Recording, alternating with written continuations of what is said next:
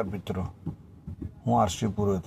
અત્યારે ચારે બાજુ જન આક્રોશ છે ને ધાનેરાને બનાસકાંઠા ફરી સમાવવા માટે જન આંદોલન શરૂ થઈ ચૂક્યું છે.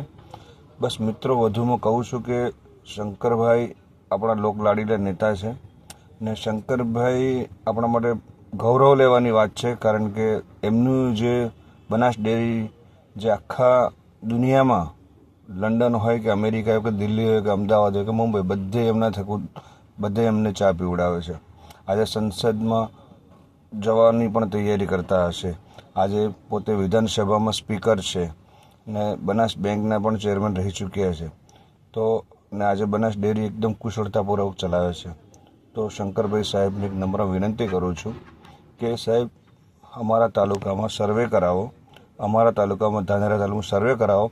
એક વ્યક્તિ એમ કહેતું હોય કે બીમાર પડે તો કે ચાલો થરાદ લઈ જઈએ, એવું કોઈ ના મળે. કોઈ પણ સમાજ બંધુ હોય, કોઈ દરેક સમાજ બંધુ હોય.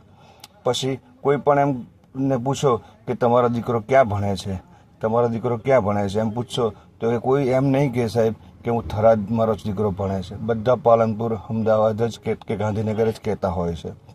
તો આપશ્રી સાહેબશ્રીને વિનંતી કરું છું કે તમે બનાસકાંઠાનું ગૌરવ છો, અમને ઘણો ગૌરવ થાય છે તમે ત્યાં સ્પીકર પદે બેઠા છો. તો આપશ્રીને હાથ જોડીને વિનંતી કરું છું સાહેબ, ધાનેરાને બનાસકાંઠામાં જ રહેવા દેવા એવી વિનંતી ને અપીલ કરું છું સાહેબ. ને આ જન આક્રોશ છે, એમના થકા એ પ્રેમ રૂપી જ તમે ત્યાં બેઠા છો, એમના જ આશીર્વાદથી ત્યાં છો સાહેબ. એમની અવગણના ના કરી અને પ્રેમરૂપી દરેક સમાજના. મારો પણ દીકરો 3 વર્ષ પાલનપુર ભણ્યો. જ્યારે પણ સુરત નવસારી જવાનું થતું ત્યારે હું ગામ જતા તો એ દીકરાને મળીને સીધી સાંજે બસ પકડાઈ જતી. એવી રીતે કોઈ દવાખાને એડમિટ હોય તો ત્યાં પાલનપુર દવાખાને મળીને બધા સાંજે બસ પકડી લેતા હોય છે. બધાની સુવિધા પાલનપુર સાથે વર્ષોથી જોડાયેલી છે. તો એમની માન ને લાગણી ને સમાજ ને એ સમાજ, દરેક સમાજના મિત્રો આ ચાહે છે. તો આપશ્રીને વિનંતી કે આ કાર્ય તમે સફળતાપૂર્વક પાર પાડો. ધન્યવાદ. તથાસ્તુ. ભારત માતા કી જય.